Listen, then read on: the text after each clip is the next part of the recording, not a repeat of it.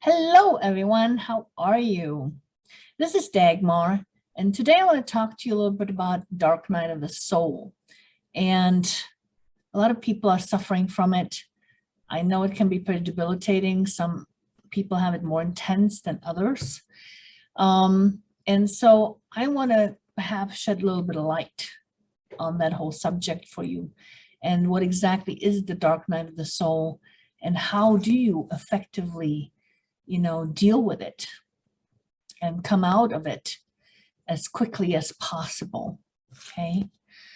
I've had my own personal journey. My journey started back in 2005 when I met my twin flame, and the whole thing catapulted me into a spiritual awakening and into the whole dark night and, healing and all that good jazz. So this has been almost 16 years ago. So I have some experience, if you will, in that whole area, not just from having experienced dark night, but also knowing how to come through it quickly.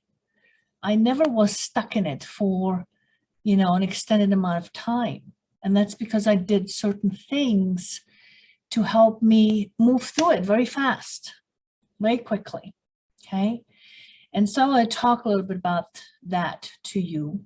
So what is this whole dark night of the soul all about? It's really about our ascension that we're moving through globally, all of us.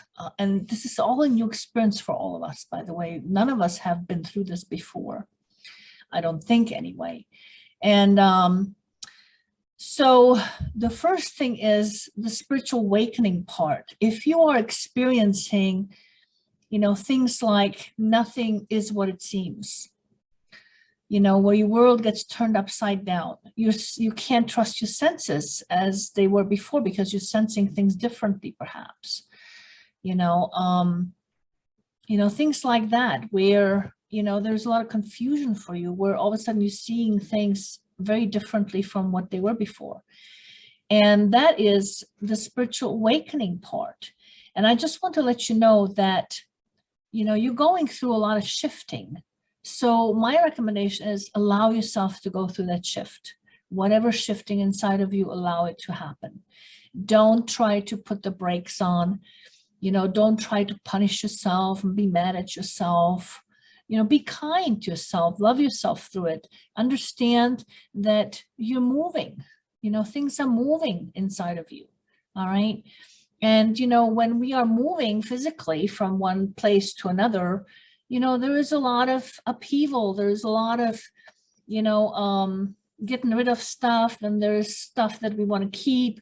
There's a lot of, we can't really focus on too many other things while we're moving. We're focusing on the move. And so, when there's shifting going on inside of us, allow yourself the space to shift, because that's what's happening. So that's one part of it. The other part of it is, when we're experiencing these low vibration emotions like sadness, anger, anxiety, fear. Now, anxiety is nothing more than basically the constant feeling of fear on a lower grade level, basically.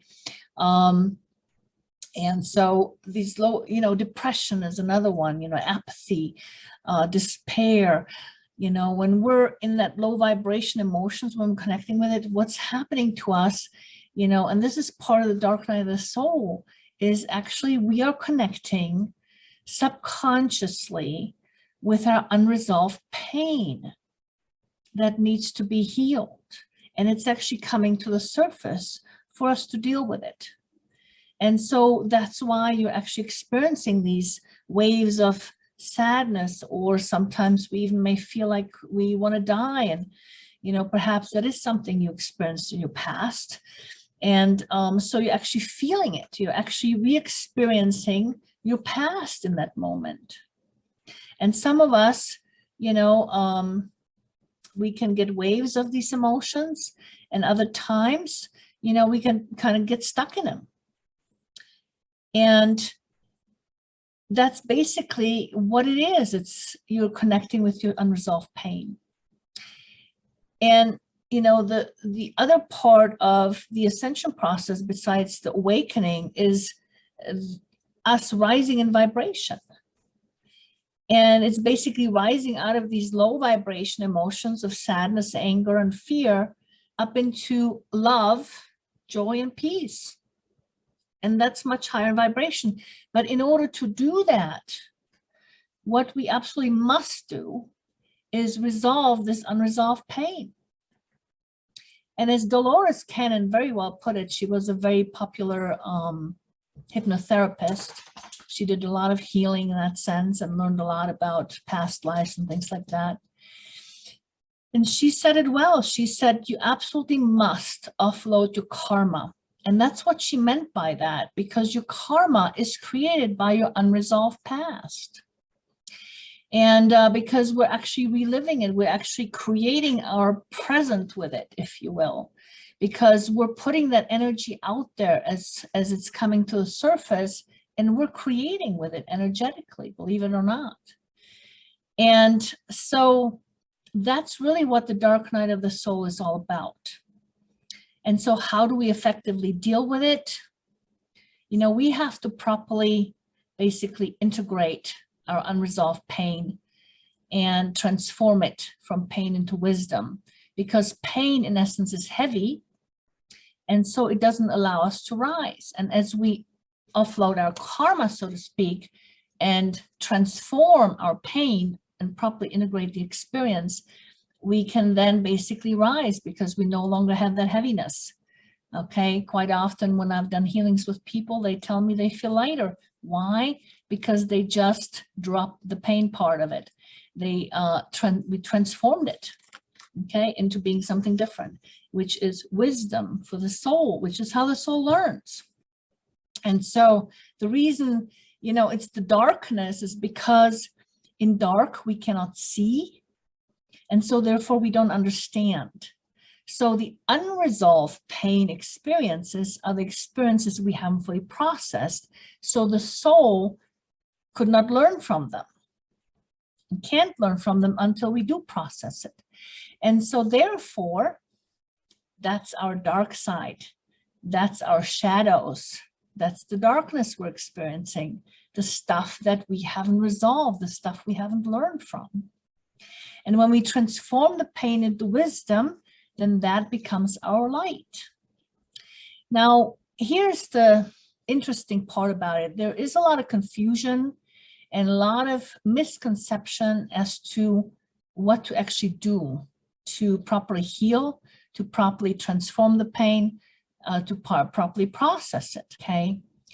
And so understand that the dark night of the soul that you're experiencing, it's all coming from the subconscious mind. All this unresolved stuff is part of the subconscious mind. It's part of our vibration, and we create with it. It's very powerful. The subconscious mind is 90% more powerful, and the conscious mind is only 10% powerful. So, the big mistake that a lot of us make is trying to basically overpower with our consciousness our subconscious mind through the process of, say, affirmations. Okay, that's one way of trying to overpower what the subconscious mind is doing. And so we think through repeating things and constant intentions that we can somehow, make it so and overpower the subconscious mind, which to some degree we can perhaps if the charge and the pain we're trying to deal with is very minimal. It's very small. If the charge is just a little bit higher or more of it there, then you're going to have a hard time with affirmations. Sometimes they don't work at all because you can't overpower the subconscious mind. The other process is by constantly trying to do and force your way or muscle your way through it. Some people try that, and then there's some who we're going through the dark night of the soul and we just ignore it. We ignore it and we think it's just going to go away by itself.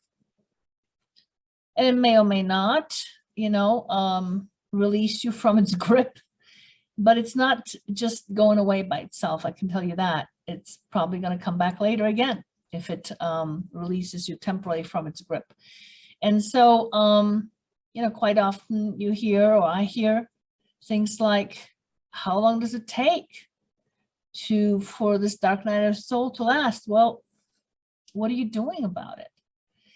You know, we have to actually become active in this whole dark night of the soul thing and actually actively work on ourselves, because it does require certain things like integrating that pain, you know, fully transforming it, you know, coming back into wholeness, because quite a few of us have come to fracture our soul through trauma and pain. It's what happens, you know, and we have lost parts of ourselves.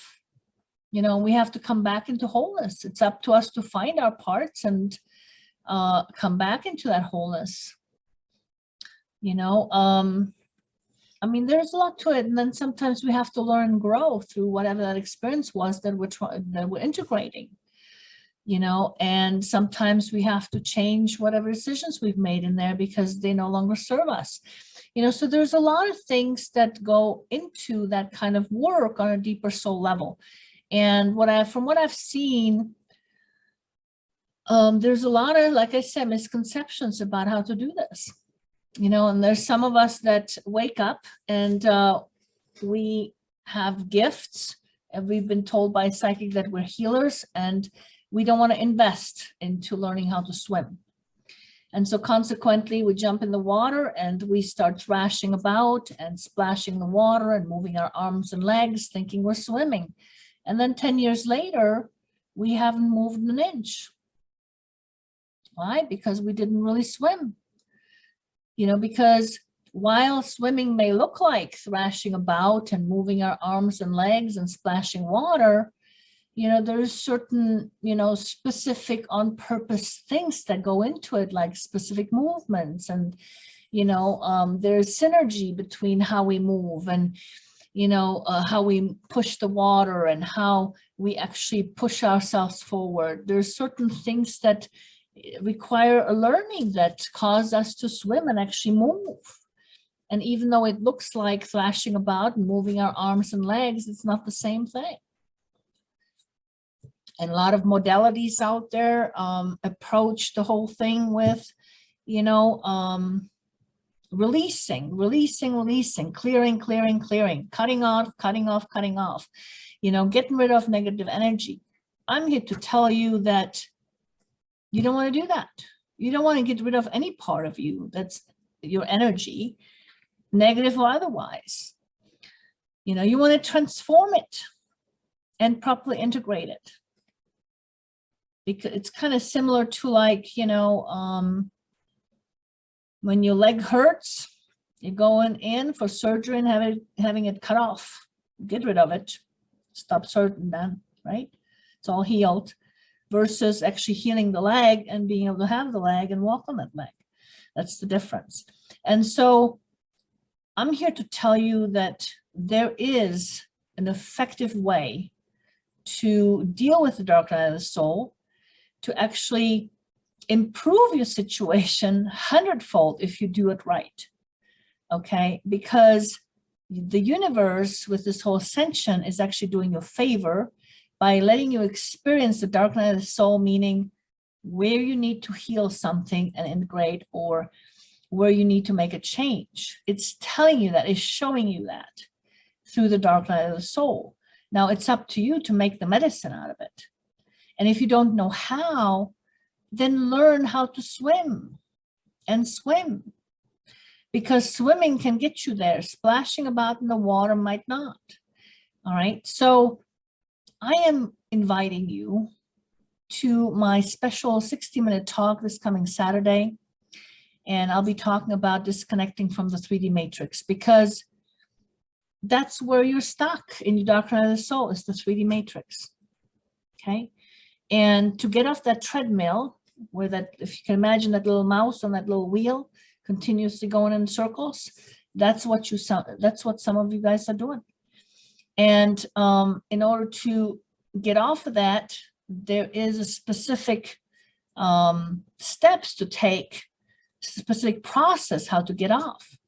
And I cannot teach you how to swim in like 5 minutes, okay? But I can invite you to spend time with me. And I have racked my brain around how can I bring this forth to you in an affordable way. And I have really come up with a system, a really awesome system to spend time with you that will actually help you yield the results that you're looking for if you commit to that. And I'll be talking more about that in this also 60-minute. I'll give you more ideas as to what I'm talking about here about the system.